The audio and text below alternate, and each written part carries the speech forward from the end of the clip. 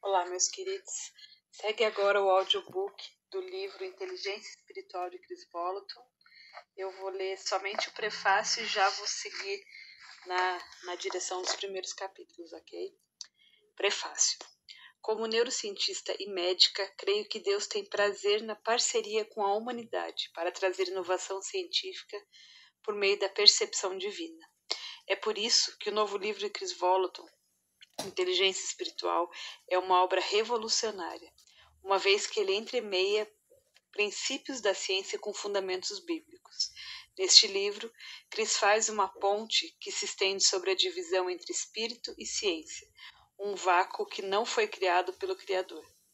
Cheio de estratégias práticas para uma parceria com o Espírito Santo, Inteligência Espiritual tem o poder de impulsionar os leitores a mergulhar fundo na mente de Cristo, expandindo sua capacidade espiritual em direção à genialidade. Este livro explica por que viver com uma mente renovada não é simplesmente uma boa teologia. Em vez disso, é uma maneira pela qual Deus traz, de um jeito profundo, saúde transformadora a todo o nosso ser, mente, corpo e espírito. Este livro é para visionários e pioneiros, cientistas e inovadores, mães e pais, e gerações futuras que terão aprendido a arte de pensar como Deus para trazer soluções sobrenaturais por meio da sua sabedoria.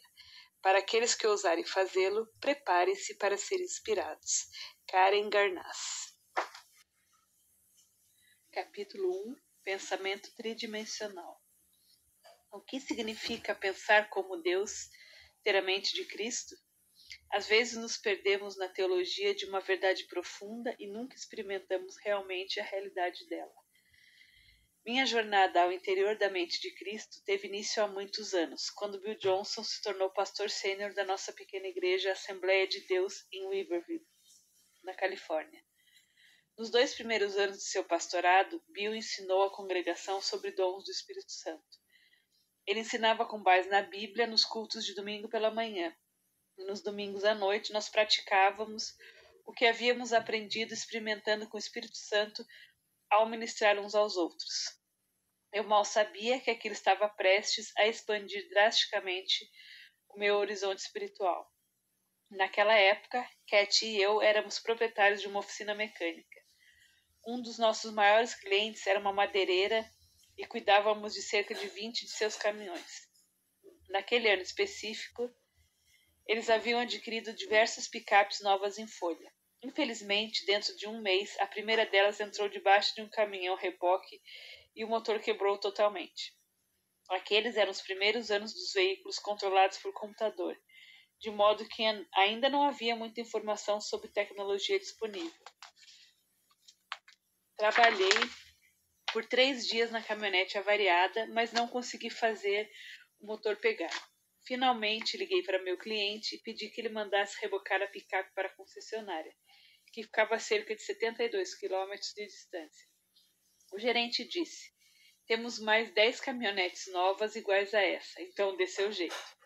Depois dessa conversa, passei horas trabalhando naquela picape. Até telefonei para a concessionária. O técnico me enviou um fax com o diagrama da fiação e me conduziu na realização de vários testes pelo telefone. Mas nada funcionou. Finalmente chegou o domingo. Naquela semana estávamos aprendendo sobre palavras de conhecimento na igreja. Uma palavra de conhecimento é uma informação específica que recebemos do Espírito Santo que é verdadeira sobre uma pessoa, um lugar ou uma coisa, mas que não poderíamos saber se o Senhor não a tivesse revelado a nós. Todas as palavras de conhecimento que havíamos recebido na igreja eram sobre pessoas. Durante o exercício prático naquela noite, fiquei me perguntando se o Espírito sabia alguma coisa sobre picapes. Quando chegou a segunda-feira, decidi que eu trabalharia novamente na besta, nome que eu dera àquela picape incircuncisa que estava me dando tanta dor de cabeça. Jantei e voltei ao trabalho depois de fechar a loja, orando pela ajuda de Deus. De repente, tive uma ideia meio maluca. Na minha frente, visualizei-me impondo as mãos sobre a picape da mesma maneira que eu fazia com as pessoas. Tudo bem, pensei. O que tenho a perder? Ninguém vai me ver. Então, coloquei as mãos sobre o para-choque da besta e fiz uma oração do tipo: Jesus, me ajude. De repente, surgiu a imagem em minha mente de um fio partido debaixo da cavidade do para-choque dianteiro direito. Então, ouvi uma voz na minha mente dizer: há um fio partido em um dispositivo neste local. O problema era que eu havia trabalhado naquela coisa durante 4 dias e não havia nada no manual sobre um dispositivo debaixo do espaço do para-choque ou em nenhum outro lugar. Afinal, pensei, o que tenho a perder? Então coloquei a besta no elevador para veículos e a ergui. Peguei minha lanterna de confiança e verifiquei o espaço debaixo do para-choque como um minerador procurando por ouro. O espaço estava coberto com um revestimento de proteção, por isso estava difícil de ver. Mas finalmente constatei que realmente havia um fio partido de algum componente. Soldei o fio com cuidado e a besta voltou à vida. Essa experiência abriu a porta para uma dinâmica inteiramente nova em minha vida. Daquele momento em diante, comecei a crescer progressivamente na minha conexão com o pensamento sobrenatural do Espírito Santo. Ao longo das 2 décadas seguintes, resolvi inúmeras situações difíceis no trabalho e na vida pessoal com as informações que o Espírito Santo oferecia. Google Smart. Agora vamos avançar rapidamente desse dia da picape para cerca de 20 anos depois, até março de 2018. Uma equipe da Escola de Teologia da Bethel se reuniu com cerca de 200 funcionários da Google no Centro de Operações do Vale do Silício para uma sessão de Talks at Google, com o tema Promovendo a Narrativa sobre o Impacto do Cristianismo no Espaço Tech. A Google transmitiu a sessão ao vivo na rede fechada da empresa para que todos os funcionários tivessem acesso. Você encontra muitas dessas sessões publicadas no YouTube, embora essa sessão específica não esteja liberada. Algumas das mentes mais brilhantes do mundo estavam assistindo, inclusive vários membros da equipe da Google que trabalhavam na divisão de inteligência artificial, IA. Havia também um painel de perguntas e respostas, no qual nossa equipe respondia as perguntas ao vivo feitas pelo público. O resultado foi impressionante. Todos entendiam sobre quociente de inteligência, quociente emocional e até IA, inteligência artificial, mas nenhum deles havia ouvido falar do quociente de inteligência espiritual, QIES, ou inteligência espiritual, traduzindo. Conduzi o ensino da sessão com esta introdução. As mentes mais brilhantes do mundo hoje ainda estão essencialmente relegadas ao QI, que é o quociente de inteligência, e ao QE, praticamente ignorando as dimensões mais profundas da nossa capacidade espiritual para a genialidade. Continuei explicando aos funcionários da Google como essa dinâmica havia relegado a educação superior a treinar apenas o nosso intelecto finito, enquanto desconsiderava a natureza infinita do homem espiritual redimido. Jornada para um mundo novo do quociente espiritual. O lado bom dessa inexperiência espiritual é que ela apresenta aos cristãos uma oportunidade fantástica de explorar a natureza desse mundo inteiramente novo. Como o famoso astronauta Neil Armstrong, o primeiro homem a colocar os pés na Lua, ou como Jacques Cousteau, o grande explorador do fundo do mar que sondou as profundezas do oceano, estamos embarcando em uma jornada para descobrir mistérios da mente divina. Mas, diferentemente de Armstrong, não somos os primeiros exploradores a colocar os pés nesse solo. Inúmeros pioneiros forjaram esse caminho, desbravaram o impensável e descobriram muitos dos mistérios do intelecto celestial. Um dos mais famosos exploradores desse cenário foi o grande apóstolo do século I, Paulo. Embora não tenha sido o primeiro ser humano a experimentar a capacidade de pensar de modo transcendente, ele foi um dos primeiros a articular sua experiência com um nível de entendimento que inspirou muitos outros exploradores a juntarem-se a ele nessa jornada.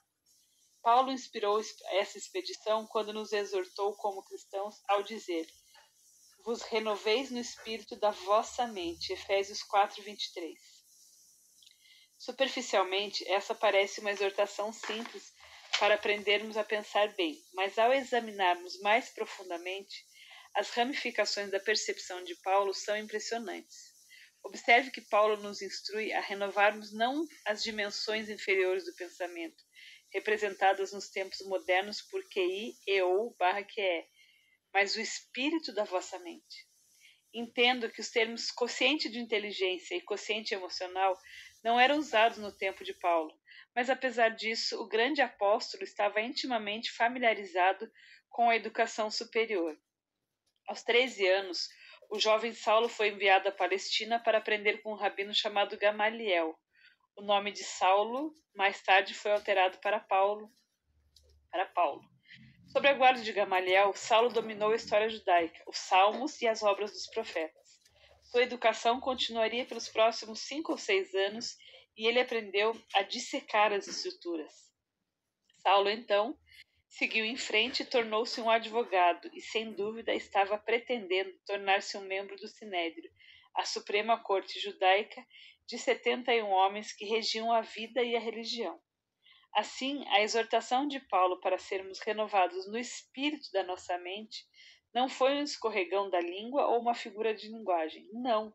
Ele estava nos instruindo intencionalmente a prestarmos atenção em uma dimensão específica do pensamento. Mente, um assunto seu. Vamos dar uma olhada mais profunda nas percepções desse explorador do século I. Escrevendo a uma igreja grega na cidade de Corinto, Paulo procura contrastar a diferença entre as dimensões naturais da sabedoria e a sabedoria divina disponível exclusivamente aos cristãos. Eu mesmo, irmãos, quando estive entre vocês, não fui com um discurso eloquente nem com muita sabedoria para lhes proclamar o mistério de Deus, pois decidi nada saber entre vocês a não ser Jesus Cristo, e este crucificado. E foi com fraqueza, temor e com muito tremor que estive entre vocês. Minha mensagem e minha pregação não consistiram de palavras persuasivas de sabedoria, mas consistiram de demonstração do poder do Espírito, para que a fé que vocês têm não se baseasse na sabedoria humana, mas no poder de Deus. 1 Coríntios 2, de 1 a 5. Paulo deixa claro para aquela congregação que ele está se restringindo deliberadamente de acessar a sabedoria do homem para poder demonstrar os benefícios superiores do poder e da sabedoria de Deus. Paulo segue em frente, ensinando-lhes como acessar a mente de Cristo para que eles possam pensar como Deus. Entretanto, falamos de sabedoria entre os que já têm maturidade, mas não da sabedoria desta era ou dos poderosos desta era, que estão sendo reduzidos a nada. Ao contrário, falamos da sabedoria de Deus, do mistério que estava oculto, o qual Deus preordenou antes do princípio das eras para a nossa glória. Nenhum dos poderosos desta era o entendeu, pois se o tivessem entendido, não teriam crucificado o Senhor da glória. Todavia, como está escrito, olho nenhum viu, ouvido nenhum ouviu, mente nenhuma imaginou o que Deus preparou para aqueles que o amam. Mas Deus o revelou a nós por meio do Espírito. O Espírito sonda todas as coisas, até mesmo as coisas mais profundas de Deus. Pois quem conhece os pensamentos do homem, a não ser o Espírito do homem que nele está? Da mesma forma, ninguém conhece os pensamentos de Deus, a não ser o Espírito de Deus. Nós, porém, não recebemos o Espírito do mundo, mas o Espírito procedente de Deus, para que entendamos as coisas que Deus nos tem dado gratuitamente. Delas também falamos, não com palavras ensinadas pela sabedoria humana, mas com palavras ensinadas pelo Espírito, interpretando verdades espirituais para os que são espirituais. Quem não tem um Espírito não aceita as coisas do Espírito de Deus, pois eles são loucura, e não é capaz de entendê-las, porque elas são discernidas espiritualmente. Mas quem é espiritual discerne todas as coisas, e ele mesmo por ninguém é discernido. Pois quem conheceu a mente do Senhor para que possa instruí-lo? Nós, porém, temos a mente de Cristo. 1 Coríntios 2, de 6 a 16. Paulo inicia suas percepções com o fato de que temos acesso a uma dimensão de sabedoria que é do outro mundo e é inacessível para aqueles que não conhecem a Deus. Ele faz 3 observações sobre essa sabedoria divina. Ela é um mistério, expressão do grego que vem do grego mysterion, que significa doutrina secreta. De fato, Paulo segue em frente dizendo aos coríntios: portanto, que todos nos considerem como servos de Cristo e encarregados dos mistérios de Deus. 1 Coríntios 4:1. Somos realmente mordomos das propriedades intelectuais de Deus. 2. Ela está oculta para os incrédulos, mas disponível aos crentes. Salomão afirmou: a glória de Deus é ocultar certas coisas. Tentar descobri-las é a glória dos reis. Provérbios 25:2. Ele demonstra nossa glória. 3. Ele demonstra nossa glória. Nos dias do rei Salomão, a infinita sabedoria de Deus foi demonstrada à rainha de Sabá, deixando-a impressionada e boquiaberta. Do mesmo modo, a sabedoria do Espírito Santo de Deus deve ser demonstrada através do seu povo ao mundo que nos serve. Essa demonstração divina não apenas glorifica a Deus, mas também o seu povo. Acredito ser importante mencionar aqui que Jesus orou: dê-lhes a glória que me deste, para que eles sejam um, assim como nós somos um. João 17:22. Deus compartilha a sua glória com seus filhos e filhas. Para entender o ensinamento extraordinário de Paulo, é importante observar que os versículos grifados em itálico em 1 Coríntios 2, alguns parágrafos antes, são citações do profeta do Antigo Testamento, Isaías. Eles oferecem um belo contraste entre os crentes que viveram antes da cruz e os que vivem através do poder da cruz, que nasceram de novo e são novas criaturas. Essa disparidade divina também está evidente naqueles que hoje ainda não aceitaram a Cristo e, portanto, não experimentaram o poder transformador da cruz em sua vida. Isso os relega a recorrer somente à sabedoria do homem e os exclui da mente de Cristo. A propósito, se você está lendo esse livro e não conhece Jesus, esta é uma excelente hora para convidá-lo a entrar em sua vida. No versículo 9, o profeta Isaías faz uma declaração forte sobre o fato de que ninguém conhece a vontade de Deus. Ele proclama que os olhos não viram e os ouvidos não ouviram as coisas que Deus quer fazer por seu povo.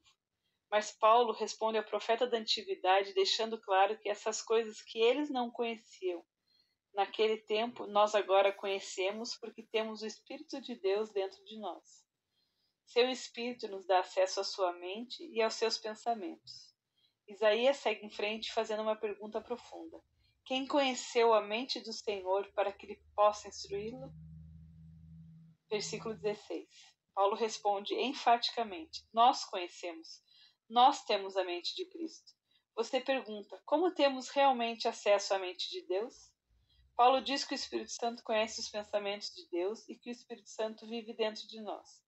Em consequência, temos acesso ao Espírito de Deus, e ter esse acesso, basicamente, nos dá a habilidade para pensarmos como Deus. Sim, você leu direito. Se é um seguidor de Jesus, você pode e deve pensar como Deus. Essa é a verdadeira inteligência espiritual. Smartphone divino. Vejamos como a inteligência espiritual funciona usando um exemplo dos nossos dias. O smartphone é uma ótima ilustração da maneira como o QI e o QE e até o QS funcionam. Como um smartphone que guarda uma quantidade finita de informações armazenadas na memória, o QI e o QE são limitados na capacidade de armazenamento do cérebro humano. Podemos aumentar a memória de um smartphone, mas no fim das contas, a capacidade deles ainda é relativamente limitada pelo tamanho do telefone. Do mesmo modo, podemos armazenar mais coisas em nossa memória através da educação, da experiência, etc. Mas a capacidade de armazenamento do nosso cérebro ainda é finita. Por outro lado, quando o smartphone se conecta com dados celulares ou Wi-Fi, ele passa a ter capacidade de acessar a internet, que tem bilhões de vezes mais informações do que poderia ser armazenada na memória de um smartphone. Do mesmo modo, quando nos conectamos com o Espírito Santo, acessamos a mente de Cristo e temos acesso ao Ser infinito que conhece todas as coisas. Na verdade, a inteligência espiritual transcende o QI e o QE, do mesmo modo que a internet tem 1 bilhão de vezes mais informações que a memória do smartphone. Mais uma vez, o quociente espiritual não é apenas acessar o próprio espírito ou cérebro. Em vez disso, é conectar-se com o Espírito de Deus. que é eterno e possui todo o conhecimento e sabedoria, bem como conhece o futuro. Além do mais, o Espírito Santo tem uma experiência insondável com a humanidade e conhece o coração de todas as pessoas do planeta. O Espírito é o gênio dos gênios, o cientista dos cientistas, o médico dos médicos, o engenheiro dos engenheiros. Bem, você entendeu. Ele é a definição da verdadeira genialidade. Pense nisso assim. A mente de Cristo nos dá acesso à internet da sabedoria divina, que é a inteligência espiritual por excelência. Ficou intrigado? Continue sintonizado, porque o melhor ainda está por vir.